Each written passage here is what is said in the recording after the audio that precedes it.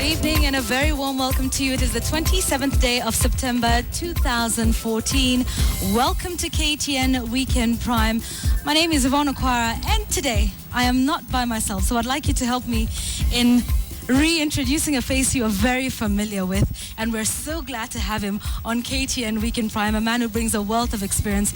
We're indeed honored to have you here, so welcome. Thank you very much. Round of applause for you, John Allen. Sanjay, I can't clap for myself. I've been here many cameos, but now you guys are stuck with me. Right. I hope it'll go well. Stuck with you every weekend, and so we invite you, of course, to join us on KTN Weekend Prime. This is the point of the news with John Allen and I every Saturday and Sunday from 9 p.m. So welcome. And of course, a lot of new things. Lots of new things. And new stories and great insight and depth into our stories. Most definitely, Yvonne. Lots of new things, of course, starting with our big story. We're not going to be doing it like other competitors of ours do it. We focus on news that is important to people. And of course, this young face is a face of a young girl who many people may have forgotten by now, Kwekwe Mandaza.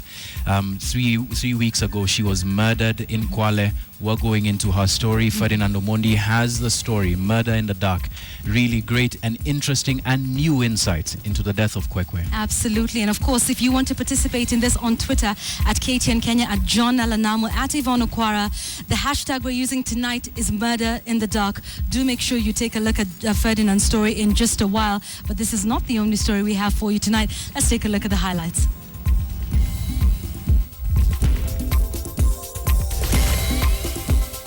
To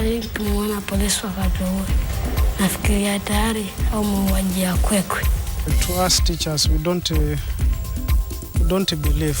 The untold story of 14-year-old Kwekwe Mandaza's killing. County Assembly Forum believes strongly that dialogue and due process to be given a chance. And MCAs now launched a quest for reconciliation in Makueni. Also coming up, blazing the trail, referendum campaigns on the rise. Sisi wasikini sujui sisi watu ya Kenya, sujui sisi watu ya wapi. And the enemy within. The displaced Ilchamus community cries foul.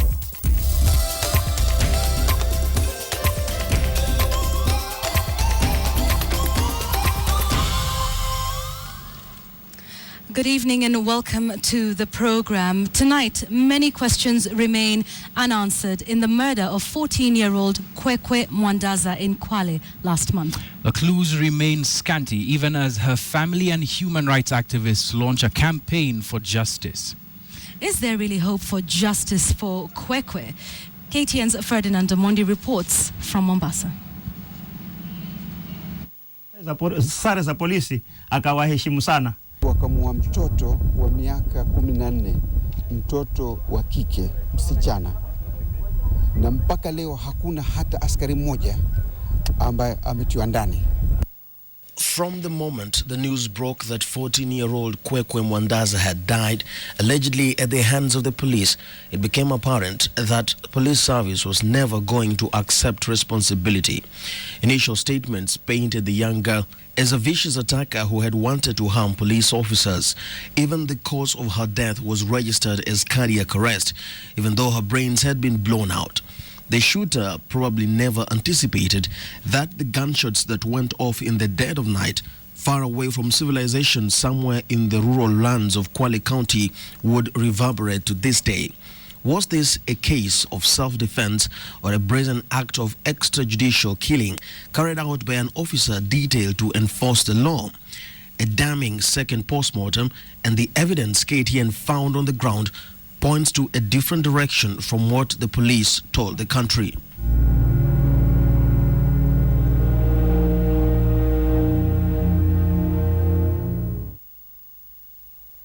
Deep inside the county of Kwale, nearly everyone who knew Kwekwe is struggling to find closure. At the Maviri Virini Primary School, where Kwekwe was a class 4 student, KTN learns that the fraternity is yet to come to terms with her death. Kwekwe Mandaza was killed in the latter days of the August holiday, and as the pupils came back for the third term and news filtered in of her death, I'm told a lot of them, especially her classmates, refused to believe that she was indeed dead. And in a bid to build that acceptance, the school administration decided to paste the first headlines breaking news of her killing right here on the notice board to let the pupils know and accept that Kwekwe Mandaza is no longer with them anymore on this earth. Ismail Mgandi, Kwekwe's teacher of social studies and English, says the school administration felt it was necessary to stick that newspaper on the wall to help them find closure. They were not in belief that Kwekwe has passed away. That's why we put that magazine there so that they can get the clear picture of what happened. I sit down beside Chirunga, a class 8 pupil and a friend of Kwekwe, who even knows the desk where she used to sit. His eyes stare distantly as he recalls how they received the news of their schoolmate's death. According to Chirunga, it is yet to sink in. Hali imekuwa ngadi mbaya kwa sababu wengine bado wanamkumbuka rafiki yao Kwekwe kama mimi tayari. Neither the pupils nor the teaching fraternity is buying into the story of the panga she allegedly wielded. On the contrary, it appears some of the young children here are now growing up with a not so positive image of Kenya's police service. So we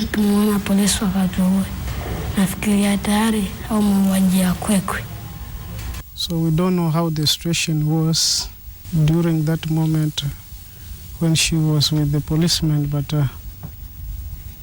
to us teachers, we don't believe. Ningependa polisi waliomuua Kwekwe wachukuliwe hatua. August 21st, 2014, time around 2 a.m. 8 policemen ram into the home of a man they describe as wanted. Instead, they find 3 children aged 14, 10, and 7. When they leave, they carry away the body of the eldest girl, leaving behind pieces of her brain and bullet holes that would eventually expose what really took place here. But the ensuing confusion forces the High Court in Mombasa to approve an exhumation and a second post-mortem examination, which proves beyond doubt that Kwekwe Mandaza died from the shooting.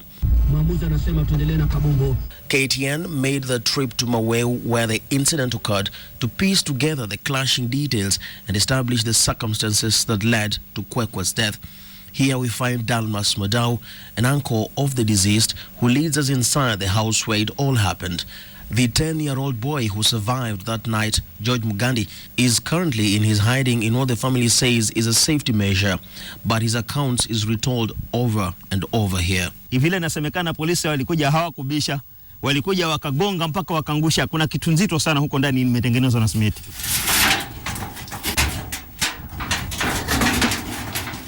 Wakapiga mpaka ikaanguka. Walipoanguka wakaingia. Sasa Kwekwe inasemekana alikuwa amesimama hapa hivi akiwapisha mlango waingie, akiwaambia karibuni kama kuna mjomba basi, lakini mjomba ndani hayuko. Unaona? Hawakuingia huku, wakammalizia hapa. Sijui alikuwa amesimama sehemu gani, wakammalizia hapa ya kichwa akaanguka. Wakati akijaribu yani si mtu kama anakufa anafanya hivi. Wakammaliza na hapa. Ya kwanza ilikuwa ya kichwa, ya pili ikapiga hapa akiwa amelala chini. The story is consistent with the second post-mortem conducted by an independent team of 3 pathologists led by the chief government pathologist. And we've just confirmed that indeed she died as a result of head injury due to gunshot from a high-velocity firearm. There's also another injury on the chest, but this was a gray zone. We mean that the bullet just passed, but never got into her body. Blood stains still patch the floor of the house where Kwekwe was found. But, as we found out, police fired much more than the 2 bullets that took Kwekwe's life. Inasemekana kabla hajampiga walitupatia gas. Alafu walipomaliza Kwekwe hapa, ndio wakatupa marisasi huku. Mabati hiyo ni tundu ya risasi. Yeah. Hiyo ni tundu ya risasi. Hiyo na hiyo.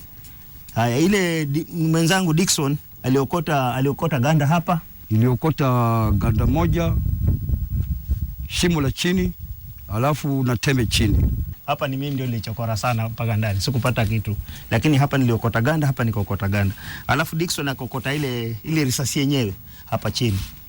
The police who carried out the killings are said to have hurriedly collected cartridges and Kwekwe's body on their way out, but the family still found 3 more, which they handed over to a local human rights organization, Muhuri, which in turn handed it over to the Independent Police Oversight Authority. Amazingly, KTN made its own discovery at the scene more than 3 weeks after the incident. After listening to the story, we've been looking around the house for any other clues, and you will not believe what I have just discovered that even the family did not see.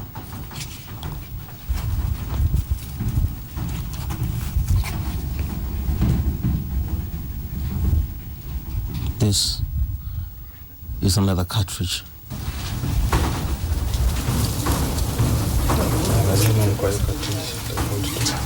Ferdinand Omondi, KTN, Nunguni, Kinango. Interesting there that he was able to find evidence 3 weeks later. 3 weeks later just goes to show what's going on. And we see this so many times when we're in the field with Mohammed. So many times the use of force is something that we need to discuss. And indeed, we're going to be discussing this later on in the Bulletin, our segment, The Other Kenya. Peter Kiama from the Independent Medical Legal Unit is here with us to discuss the death of Kwekwe. They, of course, conducted the autopsy into her death. Right after when her body was exhumed. Indeed, keep sending in your feedback on this story. Here is one from Christopher Kirwa. Murder in the dark is the hashtag we're using. You say sad story. And the irony is that a certain police squad used to be called Kwekwe. How ironic. Indeed, how ironic. Tragic irony. Very tragic. Keep your comments coming in, please, on Twitter at KTN Kenya, at John Alanamo, at Yvonne Okwara. If you prefer SMS 22155. And we also do need to mention that part 2 of that carries on tomorrow on KTN Weekend Prime, so do stay tuned for that. Let's move on to other news of the day now. Members of county assemblies say that the planned dissolution of Makueni County Assembly is out of the question. The MCAs say that reconciliation is the only way to go. These comments come just days after 5 people were shot in a scuffle between supporters of the county's governor, Kivutha Kibwana, and county assembly members. KTN's Catherine Omwanto now joins us live from our city center studio with more details on that story. Catherine. Thank you, John and Yvonne. Now, as you know, there has been long-standing tension between members of the County Assembly of Makueni and the Governor Kivutha Kibwana, and this actually escalated on Wednesday when supporters of Kivutha Kibwana violently clashed with MCAs, and in that result it ended up with 5 people nursing gunshot wounds. Now, the reason why this clash actually occurred was because MCAs were in the county assembly hall and they were trying to find ways to impeach the deputy governor as well as the governor himself. They accused the governor of being high-handed. They accused the governor of corruption and general abuse of office, and also withholding monies that can be used for development. And these are all accusations that Kivutha Kibwana has come out to deny. Now, of course, it was a shock to many of us as we watched what happened in Makueni on that day. And it was also the hot topic during the County Assembly Forum today that was being held in Nairobi. Now, the County Assembly members obviously came out to support their counterparts in Makueni. And in the next bite that you'll hear is that of Albert Kochia and what he has to say about the situation as representative of what the County Assembly Forum feels. Article 185 of the Constitution of Kenya gives power to county assembly to oversight all arms of the county government.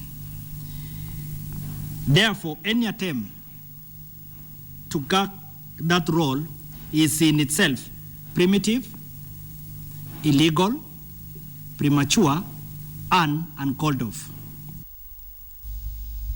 Now, the reason why there seems to be no foreseeable futures to ending the tug of war between elected leaders in Makueni County, and there have been suggestions that Makueni leaders, all elected leaders, should actually just close up shop, go back to the ballot, and ask the Makueni or the people of Makueni to re-elect them back to their seats. But given the 1 year, almost 2 years of MCAs controversy and how their track record is not that pleasant, this is not a viable option for MCAs. They feel that there is a different option, and Albert Kachia has that option. Of Makueni County government is not any option at this particular time. County Assembly Forum believes strongly that dialogue and due process to be given a chance. The interesting thing about this reconciliatory task force that has been set up by the County Assembly Forum is that we don't know who its members are. We don't know whether they will be, fair to the governor, his deputy, as well as the MCAs. We don't know what it will constitute or who it will constitute. But what we do know is the County Assembly Forum has given them 1 week to find a solution to this problem. And in that 1 week, they're going to collect and they're going to listen to both sides of the story and hand the results back to the County Assembly Forum. But the issue here is that MCAs of Makueni say that they're not the problem. The governor is actually the problem. And if you hear the next bite by Francis Mtuku, you'll just get that sense. The problems of Makueni are not new to most of us. I think this is actually the third time when the governor is invading the assembly. And all what has been happening is because the governor does not respect the assembly. Now, all eyes are on what will happen with this reconciliatory task force and if they find a solution. And here's hoping that they actually do find a solution for the sake of the people of Makueni and for the sake of development in that county. I'm Catherine Omwando. I'll hand you back to John Alenamu and Yvonne Okwara. Many thanks, Catherine Omwantho. Thanks for joining us from our city center studios. And you are right, the never-ending intrigues of devolution-based politics take another turn next week. And in a related story, the Pesa mashinani campaigns today went to Njoro and Malaba. And the Council of Governors Chairman Isaac Ruto maintained that Kenyans have more to gain if they support their quest for increased county allocations. Mimi nataka niwaambie viongozi wa URP wawache maneno ya matusi, wawache maneno ya kutisha watu wengine, na wawache hiyo maneno ya kufanya chama cha URP as if ni chama chao. Hii chama ni wananchi. Na saa hii hakuna agenda ya URP, hakuna agenda ya TNA, hakuna agenda ya ODM, hakuna agenda ya Ford Kenya. Chama ya URP si ya mama ya mtu. Juzi Isaac ameambiwa ati pesa si ya mama yako. Hata chama ya URP si ya Duale na si ya mama yake. Wamama mmeacha kuzaa mpaka 2017. Mmeacha kuzaa. Mnaendelea kuzaa. Lakini hawa wanasema ngojeeni mpaka 2017. Mimi nikikula na shiba, wewe umekula. Watu wa Nairobi wakishiba, nyinyi mmeshiba. Wale wafanya biashara huko Nairobi wakipata kazi na macontracts, vijana wa hapa wamepata. Strident Isaac Ruto there. Now, majority leader in the National Assembly, Aden Duale, now says that the URP has no intentions of expelling Isaac Ruto, who you just saw in that clip, from the party. Speaking in Narok, Duale, however, said Ruto must be held accountable for public funds allocated to Bomet County, sentiment shared by other leaders from the URP. Mwambieni Isaac Ruto, the Auditor General is looking for you. The Senate is looking for you. Na asubuhi mimi nimemwacha Boni Khalwale uko Wilson Airport. Nilimwambia Boni Khalwale, sisi chama ya URP tutafanya juu chini, tutashika Isaac Ruto, tutakuletea. Mimi nilimwambia Boni, these members of parliament were with me. Kwa wewe kama unavuja mali ya umma alafu hutaki kuulizwa swali, then you are not a leader. Hawa watu ukiita mkutano, hata Raila akija hapa they will come. Watajaa 100%, watajaa. Ukisikia Raila hapo watakuja. Lakini siku akura utaona. Wekea debe yake Raila hapa, weka ngine ya Ruto na Uhuru na Ruto hapa, utaona. Unafikiria watu hawajasoma? Wamesoma. Kama hautosheki na uongozi wa Jubilee, wewe toka kama wewe mwenyewe. Kama mtu amekataa kutoka, Waje akae ndani. Na tutafunga nyumba. Na tunyoroshane huko ndani. Well, it's not just the governors who are on the campaign trail. CORD is also seeking support for its quest for a referendum. And today, CORD pitched camp in Tana River.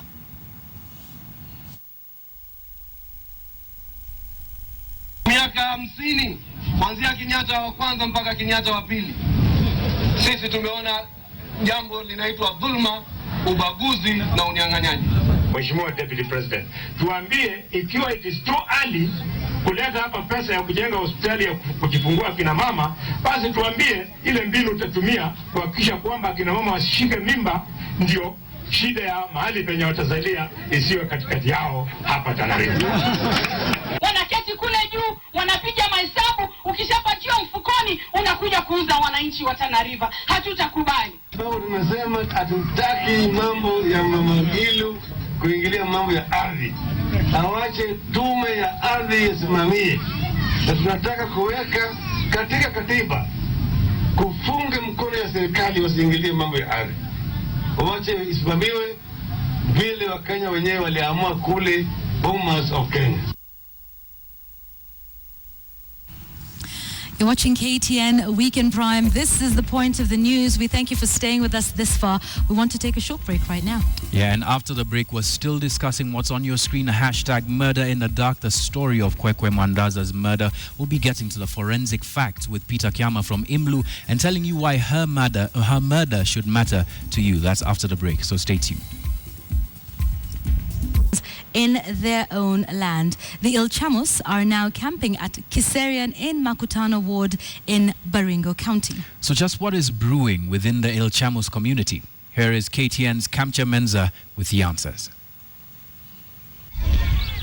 This is the new settlement pattern among the Ilchamus community here at Kiserian in Mukutani Ward, Baringo County. Residents living in clusters, contrary to what is known about this community. These families have camped here just a few meters away from the GSU camp, all in need of security. Kwa shida kabisa, kama nyinyi kona ile kitu nataka kufanyia sisi, sharibu Pukutu aende kwao. Since 2005, they say they have never found peace as a result of their differences with the Pokot community.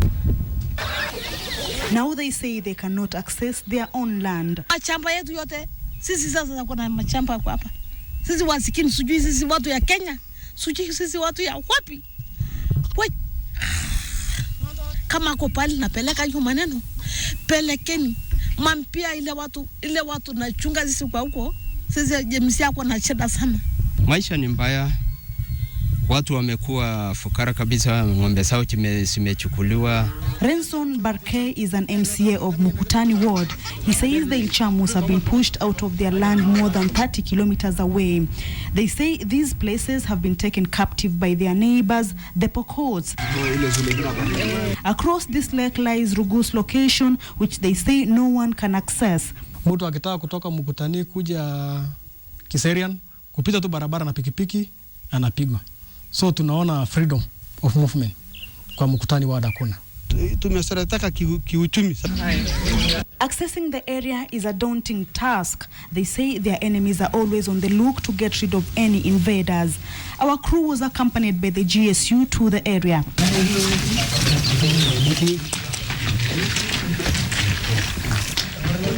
The roofing plus the doors really under last week. That was on Thursday. Each time we open the school, each time we approach well-wishers and construct such buildings, they will intentionally come and destroy the way you have seen. I think the reason, the most clear reason is they do not want people to come back here.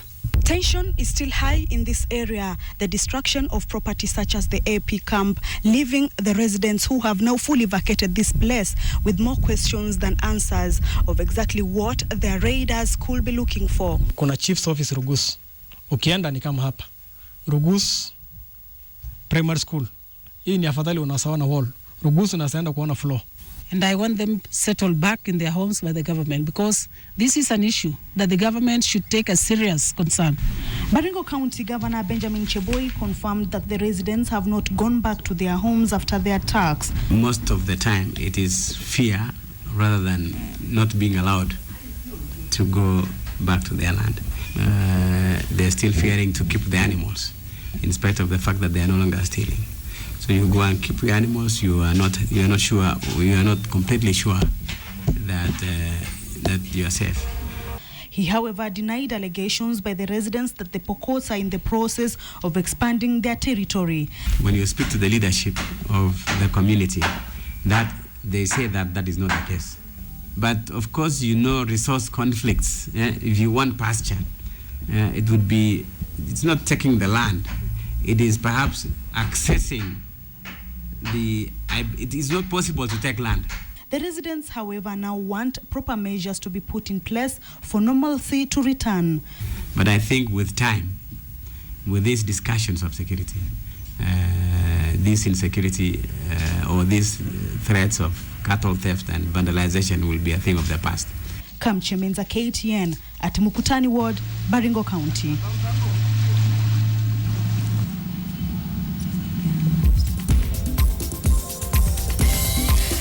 Yes, and just to remind you, our big story today, murder in the dark, seeking justice for Kwekwe Mandaza, who was killed. And of course, the forensic continue, after the exhumation. Here's one thing, of course, in that shocking revelation by Ferdinand Omondi, who found a bullet 3 weeks after the police left the scene. Godfrey Onyango says reporter Ferdinand Omondi just tampered with ballistic evidence on national TV. John, this has happened to you before. Yes, it has, and I beg to differ about it being, well, it is evidence in the sense that it was found at the scene of a crime, Right. but the police already closed that as a scene of the crime. They already have formed their own narrative. So if Ferdinand is actually helping the police by unveiling new evidence, I don't see how he's the one who's tampering all of a sudden. All right, and we will see what happens in part 2 of Murder in the Dark tomorrow. But here's some more feedback that's coming in on Twitter.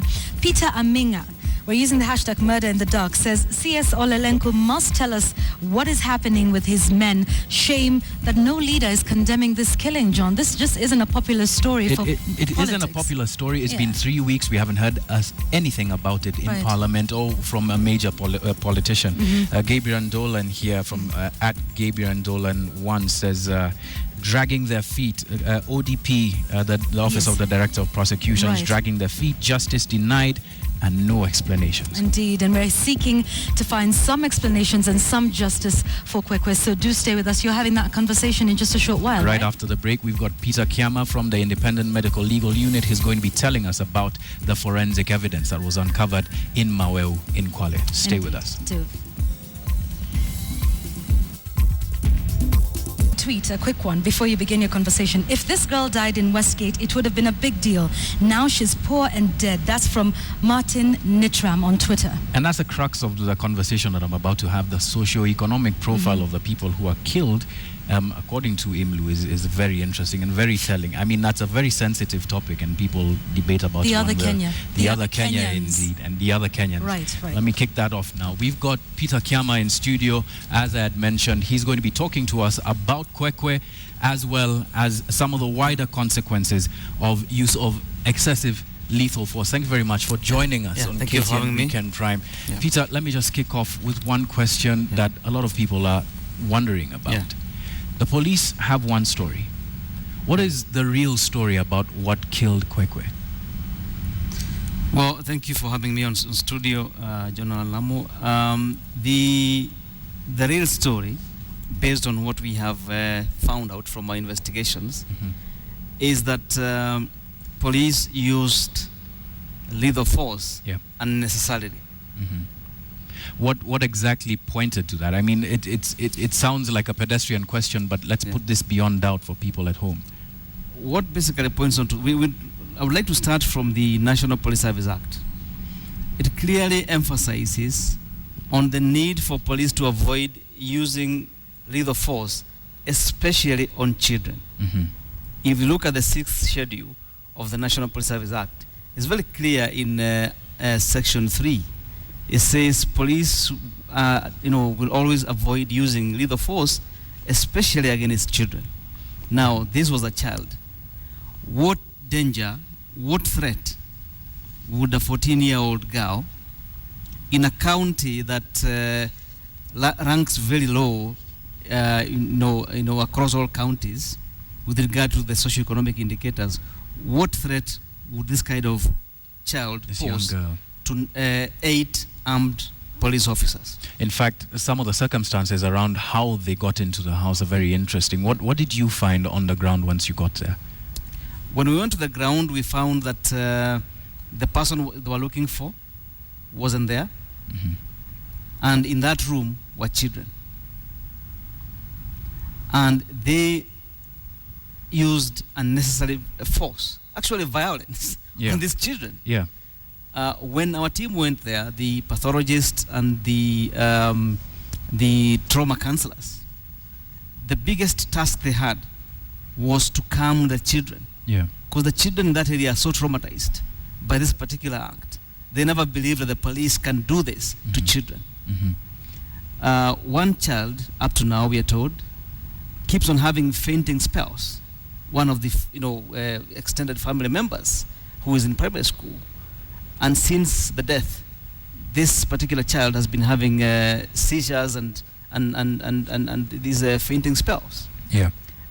So you can already see the impact of this kind of violence visited against children. And the immediate family and the people in that community. Yeah. And those are emotional scars that we will talk about.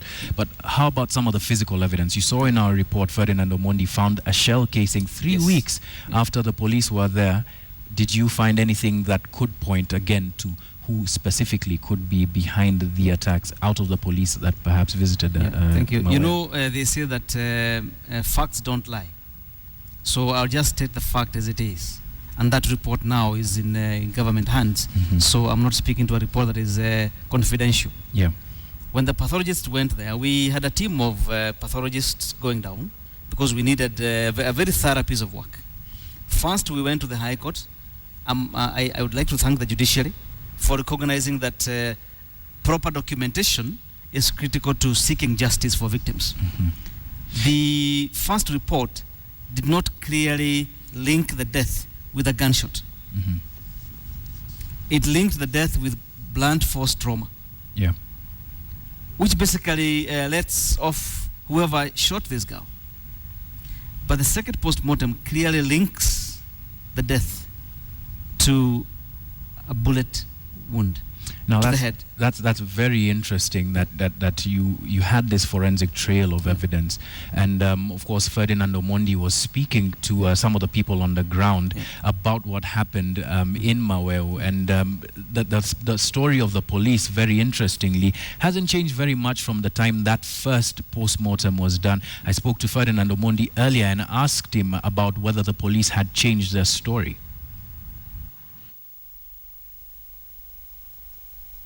Well, the answer to that question is no. There hasn't been a different story from what the police gave 6 days after the death of Kwekwe Mandaza, and indeed endorsed by the Inspector General himself.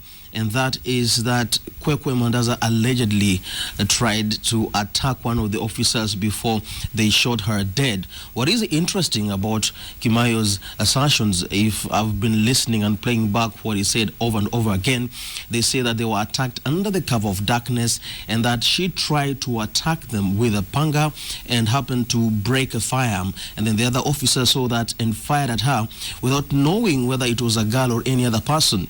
So what strikes me is that they were able to identify a panga, but they could not identify who the person was. And I mean, look at the sizes of the two, the panga and Kwekwe.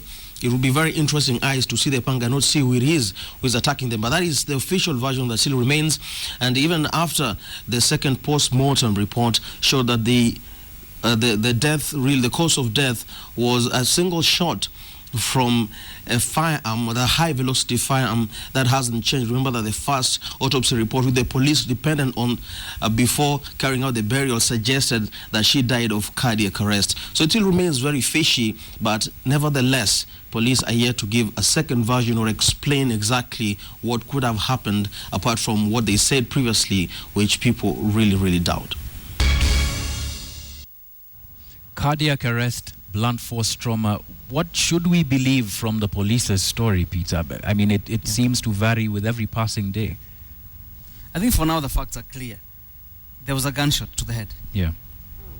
And there are cartridges.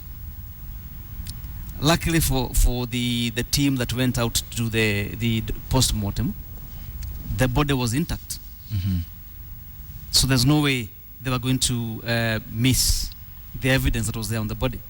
Yeah. The body had been embalmed and therefore had not decomposed to a point where they wouldn't be able to see the gunshot. Now, what do we know about the circumstances around how the attack happened? Because the police say that they were pursuing a man. We don't know whether it's a relative, a friend, a person who lives there. When you got to the ground, did you speak to anybody around about the circumstances around how Kwekwe died and how the police got into their house in Mawewe? Well, I wouldn't like to speak to speak to the names of those we met. Mm-hmm. Because again, this is an issue that would pose a threat to them. But it's clear that there was tear gas used. Yeah. Number two, it's clear there was a very clear police command. The team that went there had somebody issuing orders. And that's why we are calling for the investigation of who was in charge, who gave the order to shoot that led to this particular death. That particular person needs to be identified as the person who was in command, but also identify who actually pulled the trigger. Yeah. That's critical. We're speaking very generally the now. The command responsibility, but also the individual responsibility need to be taken into account. That's exactly what I'm driving at. We've spoken very generally. Do we have names of police officers who were part of the squad that went to Kwekwe's? The names are there. The names are known. But we, as the independent medical legal unit, and Muhuri in Mombasa, have left it to IPOA, the Independent Policing Oversight Authority. They went there with speed. They were on the ground. They are now seized of the post-mortem report. So we are leaving it to them to investigate. We don't want to interfere with the investigation. Yeah. Because what we've called for is an impartial and professional investigation.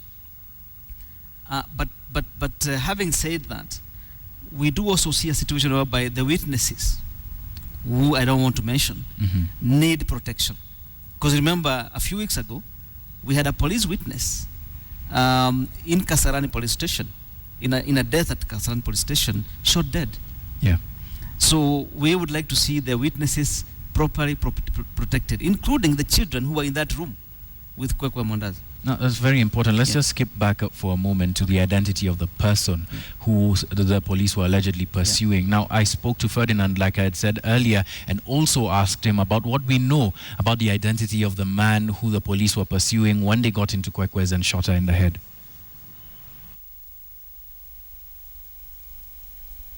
Well, we do know from what the Inspector General said and what even the County Commissioner, Ivan Sachoki, told the media some time back, is that they were pursuing a suspect. But up to now, the suspect they were pursuing has not been arrested. Why they were pursuing hasn't been explained to us, and why that excessive force had to be used hasn't really been justified. So what we do know up to right now, according to the accounts of those who were in that house, especially that small boy who has been explaining anything and has now been, as we are told, put in a safe place for his own safety, is that there were about 8 policemen who walked into the house, exploded a tear gas before shooting at an innocent 14-year-old.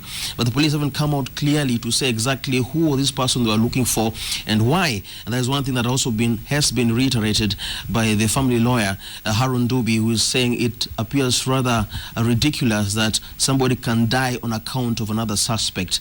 But unless this other suspect is produced, unless the name is given and the motive and the reason why these officers really did go there and ended up in the death of Kwekwe Mandaza, what remains really is a matter of conjecture, or just one statement which you know is that they were pursuing a suspect, but an innocent girl ended up dead. Namu. Very confusing circumstances, of course, and we'll continue to look into that death. Ferdinand Omondi and Edward Job, thank you very much for doing what you've been doing down in the coast. Now, like I said, extremely confusing circumstances in the case of Kwekwe, but the case of Kwekwe is not unique. In fact, IMLU had released a report just a few weeks or about a month earlier in June about gun crime and deaths related. And on our Super Wall, if our Jib can just go to that, there's a number 1,252 Kenyans shot and killed by police between 2009 and 2014. Why is that number significant, Peter? That number is important to this discussion because we have been documenting cases of deaths from police use of firearms, and mainly extrajudicial executions, where police have shot dead people extrajudicially, illegally, basically, misuse of firearms. But then we also realize that our continuous documentation of new cases needs to be backed up by a trend. Because apart from holding the police to account for use of firearms or use the power they've been given, we also want to support police reforms. And for us to support police reforms, one of the areas we need to support is proper documentation by the police and medical professionals. So we say, let's go back 5 years, find out how has Kenya been in terms of proper documentation in the last 5 years. And we went back to 2009. We went to 6 mortuaries. So the number you are reflecting there is not the total number across the country. It's just representative it's a sample of 6 major mortuaries. Mombasa, Nairobi, Kakamega, Nyeri, Eldoret. And in fact, before we continue, just to put this in perspective for people, 1,252, perhaps to some of the more callous people in our society, doesn't mean very much, especially over a 5-year spread. But on our next slide, that'll put it in perspective. 67%, that represents 67% of all the gun-related deaths in Kenya being at the hands of the police. Now again, we've spoken about Kwekwe, but this forms a trend with respect to use of lethal force, especially unnecessary use of lethal force. What did you find with respect to that number? What we found out is 3 key issues. One, we documented 1,873 cases of death from use of firearms in the country, in those 6 mortuaries. Documentation by the police and documentation by pathologists. Then we isolated how many of these deaths were caused by criminals, sort of civilian guns. And then we went to how many of these deaths have been caused by police guns, as documented by the police themselves. And the figure that came out from that research is shocking to us. That's true. I mean, that Kenyans are 5 times more likely to be killed by a police bullet than a criminal bullet. That is rather shocking. That shocked us. Yeah. The other factor is that the documentation is very poor. In over 60% of the cases, the circumstances were not defined, were not described. Actually, the number is 63. Actually, if we can just have that slide on up next. The number is 63% of the police failing to give a report on the circumstances of the death. Now, Peter, this is a very important point that we need to reflect on and speak about a bit. If 63% of these cases are not being documented, how then can a case be built in court? This compromises the criminal justice system. Because remember, police investigations are critical to access to justice for victims. Now, in the case where police officers are the suspects, or are the accused, or are the ones being investigated, then if there's no proper documentation by them, either deliberately compromising the documentation or lack of capacity, this is a discussion we need to have with the police service. Is it that you don't know how to document it? Is it that you don't want to document it? Is it that you're actually involved in criminal activities of compromising the information? What should an incident report? What should an incident report look like? Or rather, when you looked at these incident reports, how were they documented? What stood out for you as being wrong or being? What stood out is that in most cases the information was missing in terms of the circumstances of the death. Then in a large number of cases, the documentation that was existing was totally inadequate for an investigator to pick it up and begin investigating. What would you want to see from an incident report that could help you build a case? What is this inadequacy that you're talking about? Moving forward in terms of reforms in documentation, especially by the police, the first thing, and this is within the law, the National Police Service Act, is that the police should immediately report the use of firearms that leads to an injury or a death, immediately to the Independent Policing Oversight Authority. Number 2, they should secure the scene. If you look at the house where this girl died, there was no, the police never secured the scene. They ran away with the body, you know. So you wonder why did they disappear with the body? Yeah, if 3 then weeks later Ferdinand could end find up a bullet. in the district mortuary and demand that the doctor there conducts an immediate post-mortem, even without proper consultations, without proper preparations. Because in this particular case, it's clear that the doctor may not have wanted to compromise the evidence. But the rush that this thing was taken through, I mean, maybe he had no choice. Yeah. And we have seen doctors going through this across the country, where they are under pressure to perform certain things without proper preparations, without preparing the equipment that is needed. So, moving forward, we would like to see the police completely removed from handling forensic medical documentation. But is that fair, really? Because not medical documentation, so to speak, but handling of the scene of a crime. The police are the first responders to the scene of a crime. Rather than having them being removed from the process completely, what about training? There's an issue of training as well in terms of capacity and skills to do that, but also in terms of providing our police service with a proper forensic lab. But remember, the police forensic lab is limited mainly to two things. One, investigating firearms, testing whether this firearm was one used and all that, the ballistics part of it. Yes. Yeah, that's a critical part of them. But in terms of handling body tissue, that's not their domain. But currently, I mean, they picked the body of this girl and left some of the material on the ground. That completely compromises the doctor or the pathologist who handles this, who then does the medical documentation. Is there a coroner's bill that would help the police work together with pathologists on the ground? Yes, there's a draft coroner's bill that proposes that we set up a national coroner service that works very closely with the police, but also works very closely with the Office of the Director of Public Prosecutions, so that this particular medical examiner is the go-between in terms of the missing links that we are seeing now, and we hope I've just come from a discussion with some members of Parliament to see whether this bill could go to Parliament. Yeah, because it's long overdue in terms of addressing some of these gaps. Now, going back to the report that you made on gun crime and use of lethal force. The police denied that the figures that you put forward. In fact, they refuted the report and trashed it out of hand. So what's the point then if the police themselves aren't responsive? There's also another fundamental problem in that the police do documentation at the police station. Now, if they are disputing these figures that we are presenting, which are actually from their own documentation in Form P23. It's not our information. We just put it together. So if they're disputing this particular information, let them produce what they have before Kenyans. And then we can have a discussion. Yeah. Because I don't think it's a situation whereby the police are saying and we are saying it is about Kenya. And partly this is a public health issue as well when you look at it. Speaking of Kenyans, what can Kenyans do? I mean, we've got the information now in our hands, 63%. The 67% that we talked about in terms of the involvement of the police. If the police aren't responsive, what recourse do we have as citizens to ensure that the kind of information that we're getting from IMLU and other organizations is acted upon?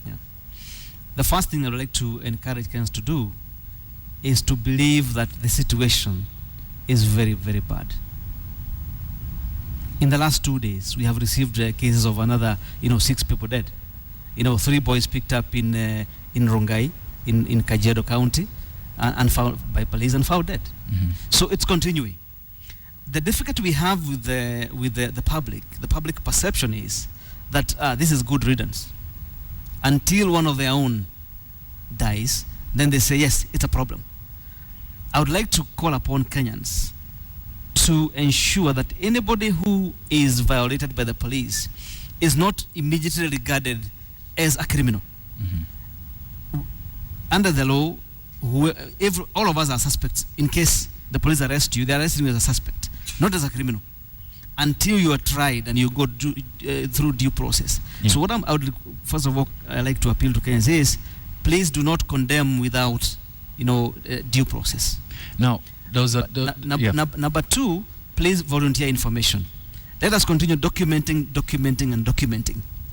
One day, I believe, just like Kwekwe's case, because there are many other cases that are never documented like Kwekwe's case, but this particular situation, the judiciary stood up for Kwekwe and said, yes, we are convinced that we need another post-mortem. Now, Kwekwe's case, like we've seen through your reports and through other reports, is not the only case of use of lethal force unnecessarily by the police. But the point that perhaps a lot of Kenyans don't understand is what socio-economic what it points to socio-economically. What do the killings, what does the 63% at 1,252, what do those numbers point to in terms of deaths socio-economically when it comes to use of lethal force by the police? Sometimes I joke that most of the people who are violated, if you talk about take Nairobi County, are mainly east of Tomboya Street. And that tells you something. Yeah. These are people from very poor socioeconomic backgrounds, just like Kwekwe. Look at the socioeconomic indicators in Kwale County, especially Kinango and Saburu areas of Kwale County. When the doctors went there, the first thing they saw is stunted growth. That most of the children were actually suffering from stunted growth. Kwale County, especially Kinango area, has 75% crop failure every year. So you can imagine the situation. The children who go to transit from primary school to secondary school are only about 6%. While the enrollment in primary school is about 70%. But those who transit to secondary school are only 6%, which is half of the national average, which is about 12%. So you can see this is an area that really suffers. And this isn't just in Kwekwe's case. Yes. There is a direct correlation between poverty yes, and gun crime meted against people who. Dr. Peter Kiama, thank you very much. We're going to have to end it there. That's a very strong note to wind up on. Thank you very much for joining us. And we'll continue talking to you specifically about Kwekwe's case and about others. Thanks very much. Have a good night.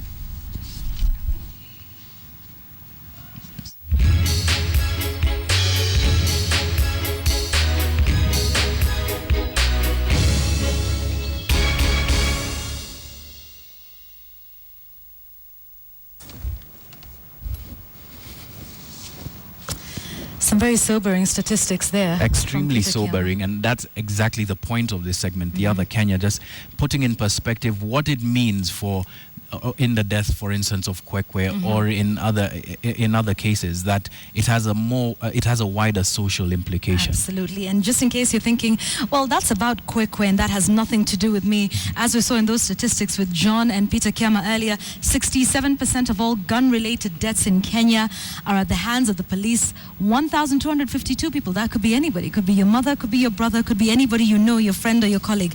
Maheni Assam says, injustice anywhere is a threat to justice everywhere, and we expect the police to protect us. So tonight we're then asking the question, after that conversation John you had, so what's the point?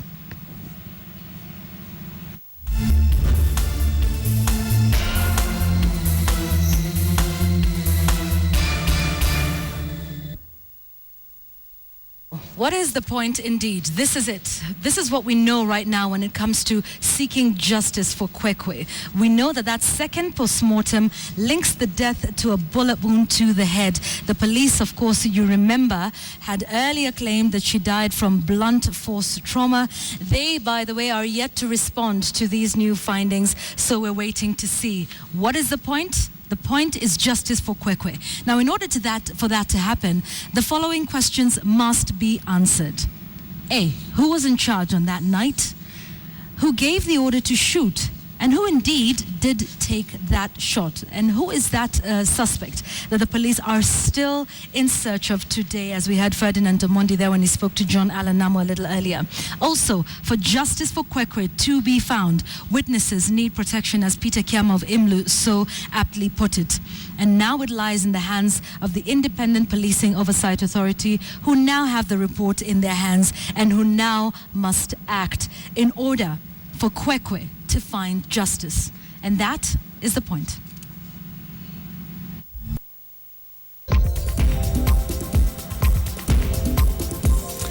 And indeed, your feedback continues to come in, so please keep that coming. Murder in the Dark is the hashtag we're using on Twitter, on SMS as well. The number is 22155. I want to shift gears now. Right? Let's shift gears to high-paced rugby.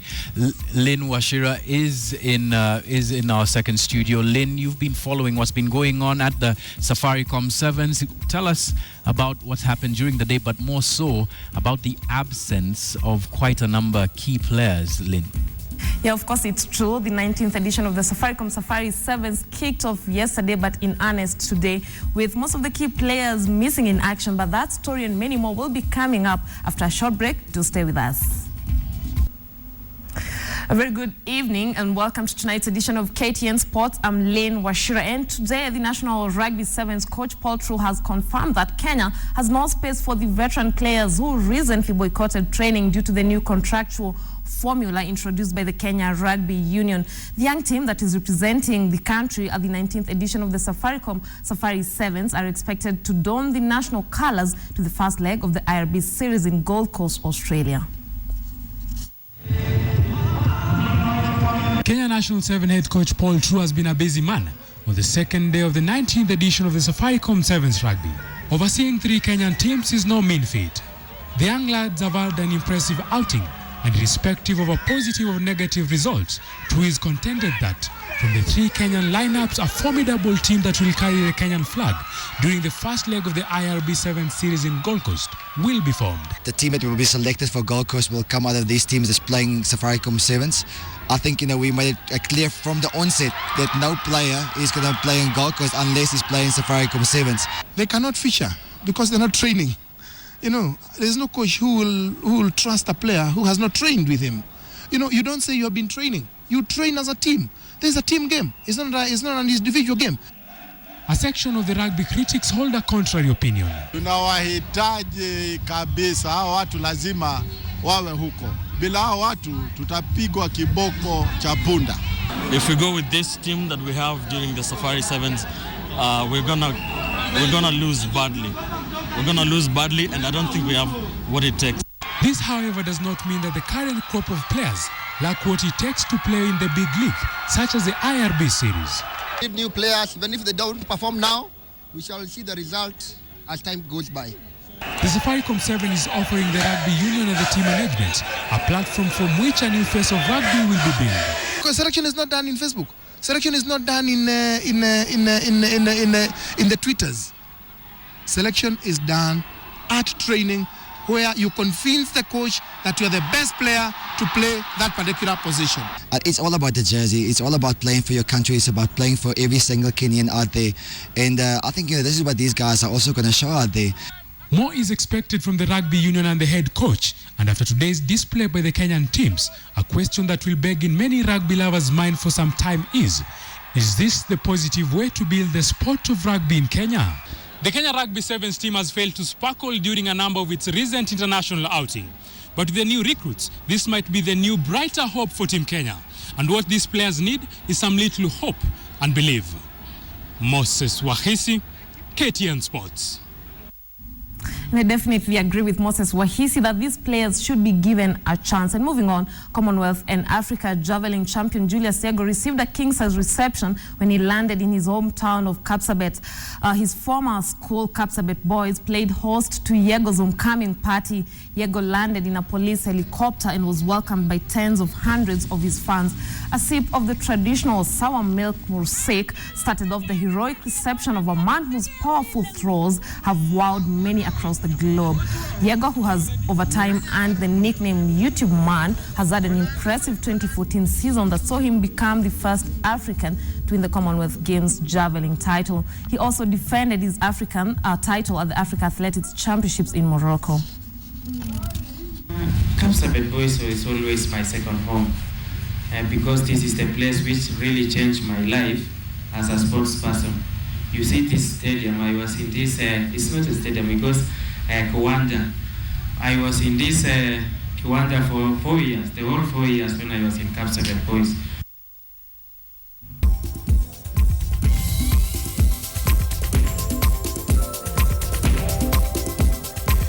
Here's some of your feedback on the story that we carry today. Our big story, Murder in the Dark, of course, on hashtag Murder in the Dark. Zuleika Juma Hassan, nominated Member of Parliament, says politicians have spoken about this. I myself have visited and also lobbied for witness protection. There's one more here from young Kenyan lawyer. Fact, police cannot investigate the police. They do need to be removed from the process. Accountability is key. A young Kenyan lawyer, I'm sure that's why the Independent Police Oversight Authority exists. But you are right, there needs to be more accountability. Indeed. One more here from Patrick Alushula saying, handling of scenes of crime in Kenya leaves more questions than answers. Murder in the dark. And of course, do remember, part 2 of that carries on tomorrow. We wait to see what happens with the bullet that Ferdinand Omondi found inside Kwekwe's house. So you do not want to miss that. And we thank you for your feedback tonight. Please do make a point of joining us again tomorrow. My name is Yvonne Okwara. Do you want me to say your name for you? It's been a while. It's been a while. I'll say for myself. Welcome. Thank you. I'm John Alanamu. Have a good night and we'll see you tomorrow on KTN Weekend Prime. That's right. The Point of News.